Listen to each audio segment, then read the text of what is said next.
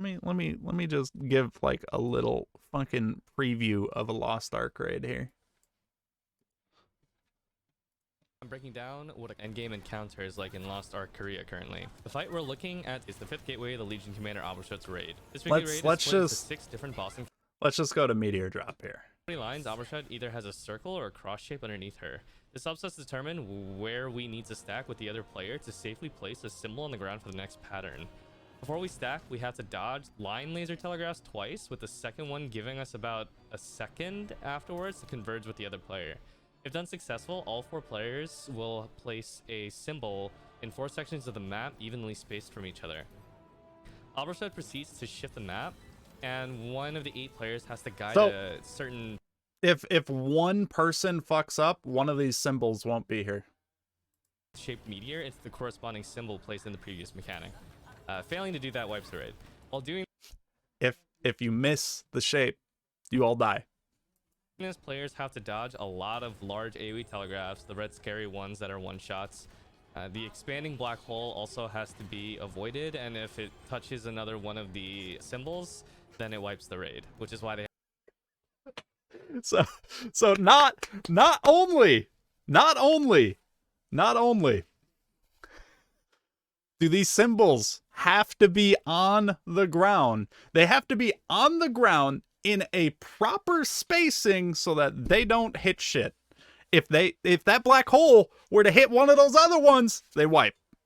And volume up. Okay. They had to be placed equidistant apart from one another. If everyone's successful at placing all 4 meteors, then you proceed to the next phase, which is a burn from 140 lines to 110 lines. By the way, when he says lines, he means the HP bar on top. 140 to 110, so 30 health bars. 110 lines, Abershut ports to the center, and a short intermission plays.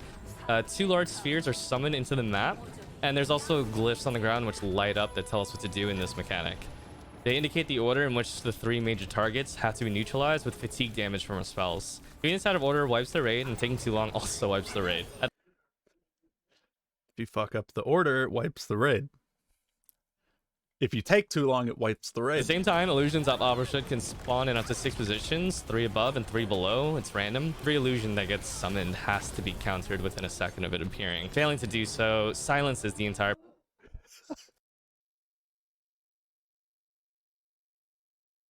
You have seconds. You have a second to clear this, or else it'll silence the raid, which screws up the neutralization, and also the illusion blows up and does like 50% of your health. If all the illusions are successfully countered and the 3 main targets are neutralized in the correct order, then you move on to the next phase. The next phase, the 2 orbs that were just neutralized create portals that lead to a different cube mini boss in a separate area. To pass the gimmick, one player has to collect 12 white orb buffs in the right portal, and then in the left side portal, 4 players have to collect 3 gold orbs each. Okay, this guy, he's got to get the 12 white orbs. Anyone else touches those, we wipe. These guys over here, all these guys got to get 4 gold orbs, okay? If they don't get them, the raid wipes. The 12 white orb player is probably going to have to be a support because the white orbs inflict a DOT, a stacking damage over time debuff on you as you collect each orb. At least one player has to stay outside to deal with Abershut, or else she immediately casts a raid wipe if there's no one in the area. So if you mix up who stays out, it's a raid wipe. But that's pretty easy. That's just like, hey tank, you stay out here. We're gonna go into the portal. With her. Not collecting the right number of orbs also incurs a raid wipe in the next gimmick. And also the player that stays outside fighting her dies. She also kills. If the guy who is solo fighting the boss dies, it wipes the raid. During the battle with the cubes, there's also needles and line telegraphs that can reduce the number of orbs you've collected. Needles drop you to 0 stacks in the left one. So all these telegraphs on the ground cause you to drop those orbs that you have to keep perfect count of to turn in. And in the right side room, line telegraphs reduce the amount of stacks you've got by 1. Once the cubes are defeated, you gotta exit within like 2 or 3 seconds or else it kills you. After all, once the mechanic's done, you got 2 or 3 seconds. Get in that portal now. You have to Players have right exited. now. Albershot begins the next pattern, which reminds a lot of people of Frieza from Dragon Ball Z. She'll summon a huge ball of energy, and you have to break an HP shield on her. Afterwards, lines of light protrudes from 8 different positions. You have to maneuver into the lines of light to avoid being silenced, as there's a neutralization So that one's not too bad. You just have to move into the line of light. check that has to be cleared. You also have to remember where each of these lines of light are, because at the end of this pattern, after the neutralization check has been succeeded, 5 different safe spots emerge, only one of which is correct to stand in.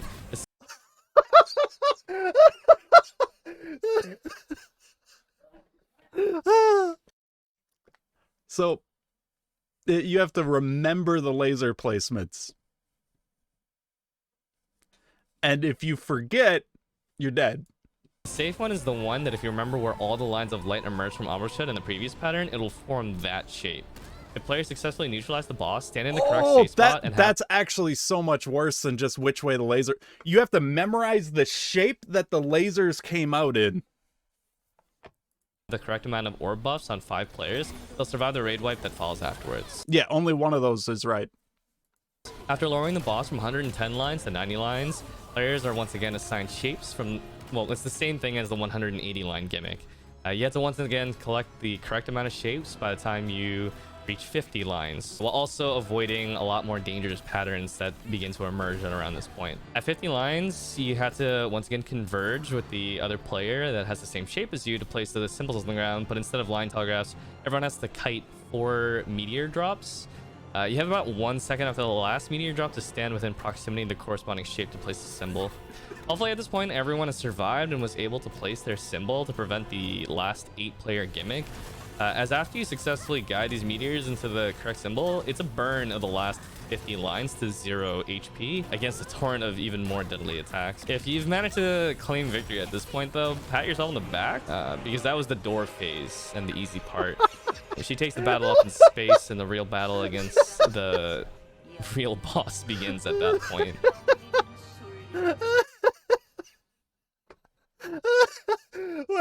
You know what? We're just gonna watch the parts that we missed. We started at Meteor Drop 1, so let's just go to Hey about everybody, today I'm breaking down what an endgame encounter is like in Lost Ark Korea currently. The fight we're looking at is the 5th gateway of the Legion Commander Albershot's raid. This weekly raid is split into 6 different boss encounters with checkpoints to stop and save the lockout after completing the 2nd and 4th boss encounters. You can reform and pick up where you left off with the same party members, or switch it up with replacements if they're also at the same checkpoint. Loot's also received at each checkpoint in equal proportions, so if you complete phase 2, you'll earn 33% of the potential materials for crafting the new set.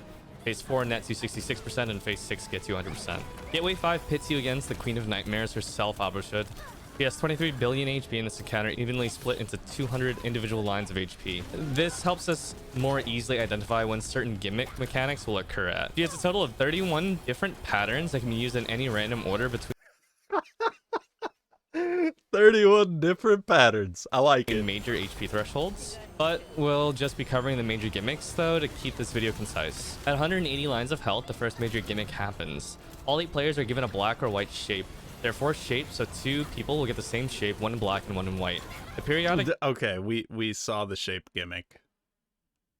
Okay. Just a second. I gotta watch the second one now.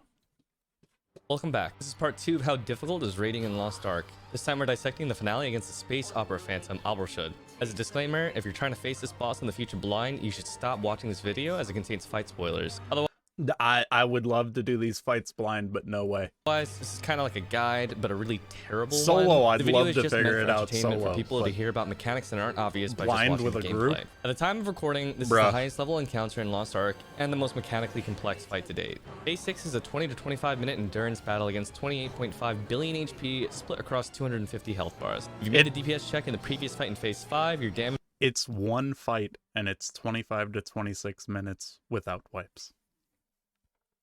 is sufficient to clear phase 6 since there's more damage uptime and a longer fight timer.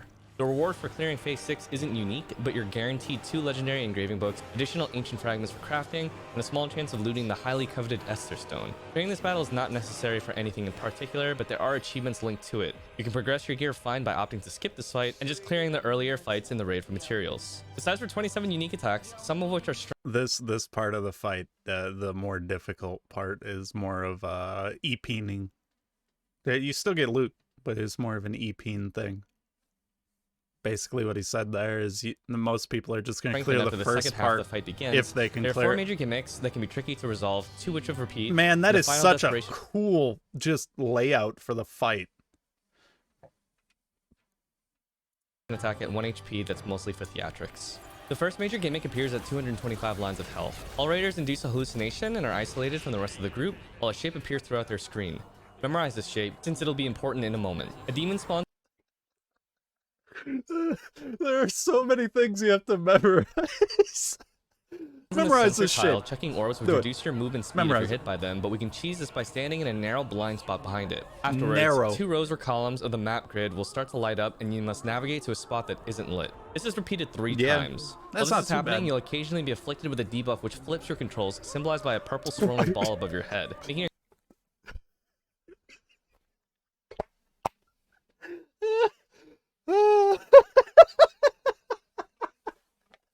They invert your fucking character controls. move in the opposite direction of where you In click. the This middle debuff of a will turn boss on fight. and off a few times during this. If you're struck by one of the lit up grid spaces, you'll be killed. After 3 of these, everyone is released from the hallucination and Albert should teleport to the center. They'll start releasing the same orbs from before, which reduced movement speed. By hitting her and standing close by, a shape will appear near her. The one player that saw this shape in the hallucination must guide the other 7 players to the safe grid spots, as Albershid will repeat the attack again in the same order that they saw it before. Once this is resolved, players can fight again normally. Okay, if you didn't catch what just happened there, okay? If you didn't catch what just happened. So the symbol that they had to memorize, the one person in the raid that it ended up his symbol, they have to mark the ground as to where everyone needs to move because they had to memorize the pattern that the floor lit up in. And it's a raid wipe if you don't. But the next gimmick appears very shortly.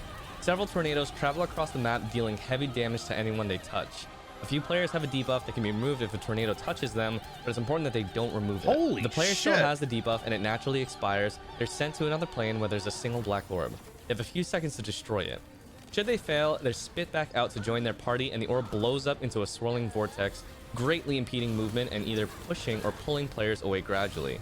This lasts for a very long time and makes DPSing the boss very difficult, so destroying the orb is important.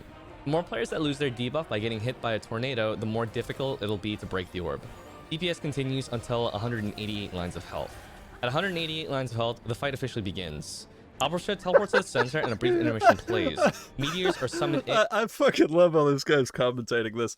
Congratulations, you beat first phase. Congratulations, the fight begins. And each of the players is marked sequentially 1 second apart from one another. The raid map is split into a 3x3 grid. Each grid space has 3 HP. When a blue meteor lands on any of the spaces, it reduces the tile's HP by 1. A player marked by a golden meteor reduces the HP of the tile it lands on by 3, as well as all adjacent tiles by 3 as well. The first player during this mechanic is marked with the golden meteor, while the other 7 are marked with blue ones. The raid must carefully place these meteors in such a way that no more than 3 tiles are destroyed at any given time. When a 4th tile is destroyed, Albershid will immediately perform a raid wipe. Finally, tiles regenerate back into play with full HP 1 minute and 40 seconds after being destroyed. When a tile is destroyed, it also means the map is shrunk as well. Like the first Legion General Vulcan, players are instantly killed if they're hit by a stagger, knockback, or knocked down while standing near the edge of the map. You can fall off the map by getting knocked off, but fortunately the game doesn't let you just walk off. After resolving this mechanic, blue meteors will begin to fall on random party members every 1 minute, while golden meteors will select a random party member at specific HP intervals, the next which happens at 137 lines. After 188 lines though, the boss becomes considerably more dangerous. Our moveset is expanded to include several heavy knockback attacks that are designed to smack players off the map. These are the yellow telegraph attacks. No matter how geared you are, if your reflexes are slow here, you'll face a death by gravity. It's important to understand what super armor options you have in a pinch. You also have to avoid tanking yellow telegraphs as much as possible, since every time you're hit by one, you'll gain an infinite duration Doesn't matter how fast you are. If you fuck up, you're dead. debuff, which at 3 stacks will cause a blue meteor to begin dropping on you. After dealing with the golden meteor, you have to survive for 1 minute and 40 seconds for the destroyed tiles to respawn before entering the 113 line pattern. This is because you'll want the full map space for what comes next. At 113 lines, a new intermission plays. Damn! I like it!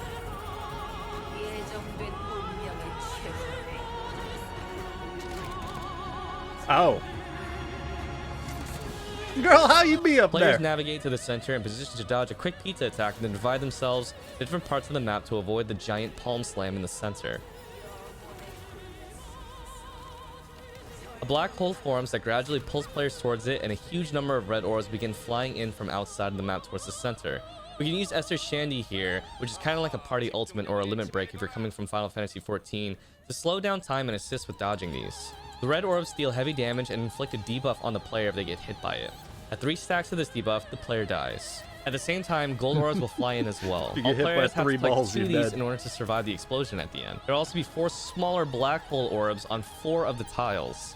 4 players have to each enter one of them right before the pattern ends to avoid getting sucked into the center and pulled into another dimension. You have to time this carefully, as entering the orb too early won't protect you from getting pulled in. If performed successfully, 4 players get pulled into the center and sent to a separate plane on the same map, while the 4 that entered the small black orbs stay in the original plane with Albrashut. 8 phantoms of Albrashut appear in the original plane, and the 4 players outside must run close to each of them. If any of the clones turn clockwise or counterclockwise, you've got to notify the team on the inside where that clone is, usually with a ping. This lets them know that the clone will appear on You have to watch all these clones, okay? All these clones. You have to watch every single one of them. And if one of them turns clockwise, ping it.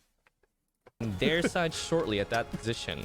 The clone that turns clockwise will appear on the other side and must be neutralized within 2 seconds, while a clone that turns counterclockwise must be countered. When the clone is dealt with properly, it drops a golden buff that gives the player in the inner dimension a shield that lets them survive the explosion at the end. Of the 8 clones, 2 will turn, and this repeats in a second wave for a total of 4 clones and 4 shields when dealt with properly, allowing all 4 players inside to survive. If a clone isn't properly countered or neutralized, not only is a player guaranteed to die since they won't have a shield, the clone also drops a blue meteor on the tile that they were on, potentially destroying it, which can kill players on the outside as they won't be able to see the meteor itself. The entire mechanic takes place on 2 versions of the same map, and so quick communication and cooperation is needed for everyone to survive this. From this point onwards, most of Albrashut's random attacks have been strengthened and have additional mechanics that you'll have to deal with. The next gold meteor appears at 87 lines. At 66 lines, tornadoes will appear again, and the debuff players once again have to destroy the orb to prevent the vortex from spawning.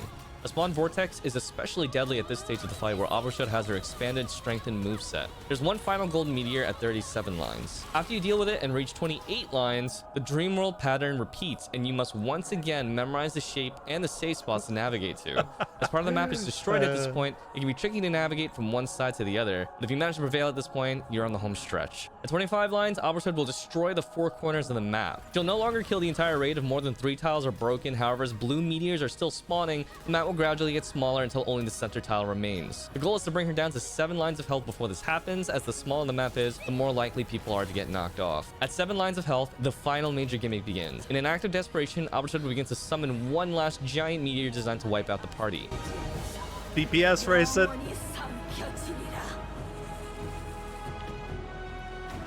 Dude, the animations in this fight are so just amazing. Fucking amazing. This is such a cool fight.